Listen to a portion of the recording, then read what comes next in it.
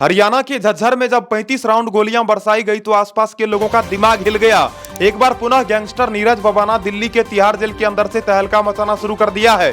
एक बार पुनः नीरज बबाना गैंग हरियाणा के अंदर अपना कदम रख दिया है और एक बार पुनः हरियाणा पुलिस के अंदर खलबली मच गया है।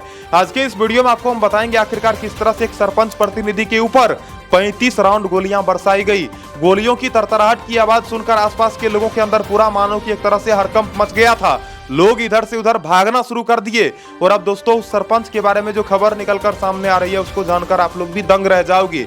नमस्कार, प्रणाम, आदाब, सत श्री अकाल, जय श्री महाकाल। दोस्तों वैसे दोस्तों आज के समय में आपराधिक कम तो हर जगह होता है, लेकिन हरियाणा के अंदर आए दिन कुछ ज्यादा ही अपराध हो रहा है और हरियाणा पुलिस के अंदर जिस तरह से इस बार नीरज बबाना गैंग के लोगों ने खलबली मचाया है तो ये हरियाणा पुलिस के लिए तो बिल्कुल भी सही नहीं है। साथ ही साथ दोस्तों अब चारों तरफ नीरज बबाना का भी चर्चा होना शुरू हो गया है।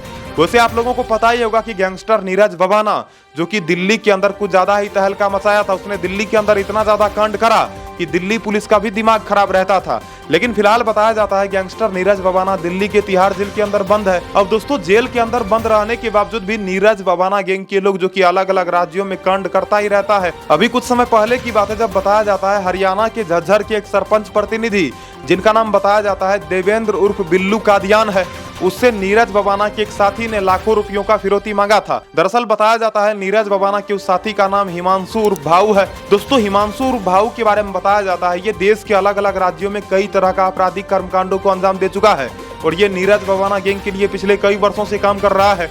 वैसे आपको बता दें नीरज बबाना गैंग के लोगों का संख्या धीरे धीरे घटता ही जा रहा है, लेकिन जितना ही संख्या क्यों ना है, लेकिन आज के समय में ये लोग जो कि अलग अलग जगहों पर कई तरह का कांड करता है। इस बार बताया जाता है इस सरपंच प्रतिनिधि से फिरौती मांगा गया और जब इस सरपंच प्रतिनिधि ने फिरौती देने से साफ साफ इनकार कर दिया, उसके बाद बताया जाता है हरियाणा के झज्जर के अंदर इतना ज्यादा गोलियां बरसाई गई कि आसपास के लोगों का दिमाग हिल गया। बताया जाता है सरपंच देवेंद्र उर्फ बिल्लू कादियान जिस वक्त अपने बॉडीगार्ड के साथ नहीं थे उसी वक्त इनके ऊपर हमला करा गया और दोस्तों ये बताया जाता है कि सरपंच प्रतिनिधि के साथ इनके दो साथी भी थे। तो दरअसल बताया जाता है जब 35 राउंड गोलियां बरसाई गई तो सरपंच को भी गोली लगा और उसके बाद इनके दो साथी जो इनके साथ थे उनको भी गोलियां लग गई और बताया जाता है उसमें देवेंद्र उर्फ बिल्लू कादियान जो कि बुरी तरह से घायल हो चुके हैं, इनके पेट में भी गोली लगा है। वैसे आपको बता दें जब भी किसी के ऊपर हमला करा जाता है तो हमला तभी करा जाता है जब उनके साथ उनका अंगरक्षक नहीं होता है। वैसे आप लोगों ने आज तक ऐसे अनेकों घटनाओं के बारे में सुना होगा कि यदि किसी व्यक्ति का बॉडीगार्ड उनके साथ नहीं होता है तभी उनके साथ मैक्सिमम टाइम घटना होता है। तो उसी तरह से बताया जाता है देवेंद्र उर्फ बिल्लू कादियान जो कि सरपंच है ये हमेशा अपने साथ अपने बॉडीगार्ड को रखते थे, लेकिन ऐसा हुआ कि इस दिन इसके बॉडीगार्ड साथ नहीं थे और इसी वजह से इनके ऊपर नीरज बबाना गैंग के लोगों ने ताबड़तोड़ फायरिंग कर दिया। हालांकि दोस्तों मैं इस बात का 100% पुष्टि नहीं कर सकता हूं कि ये जितने भी गुर्गे थे वो लोग नीरज बबाना गैंग के थे या फिर नहीं थे, लेकिन दोस्तों सूत्रों की अगर माने तो बताया जाता है कुछ समय पहले नीरज बबाना के साथी ने ही धमकी दिया था। कुछ समय पहले नीरज बबाना का साथी हिमांशु उर्फ भाऊ ने ही फिरौती मांगा था और इस सरपंच प्रतिनिधि ने साफ साफ मना कर दिया था। इसने कहा था मैं एक फूटी कोरी नहीं दूंगा और अब बताया जाता है कि हो सकता है कि नीरज बबाना के साथियों ने ही हमला करा हो।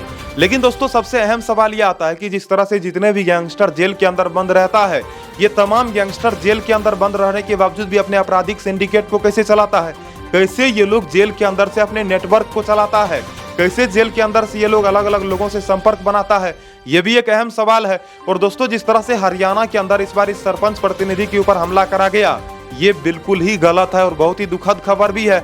अब दोस्तों चारों तरफ एक बार पुनः गैंगस्टर नीरज बबाना का चर्चा होना शुरू हो गया है और अभी कुछ महीनों से आप लोग देख रहे होंगे कि धीरे धीरे नीरज बबाना का चर्चा समाप्त हो रहा था, लेकिन इस बार दोस्तों जिस तरह से हरियाणा के झज्जर में 35 राउंड गोलियां बरसाई गई एक बार पुनः नीरज बबाना गैंग का चर्चा होना शुरू हो गया है।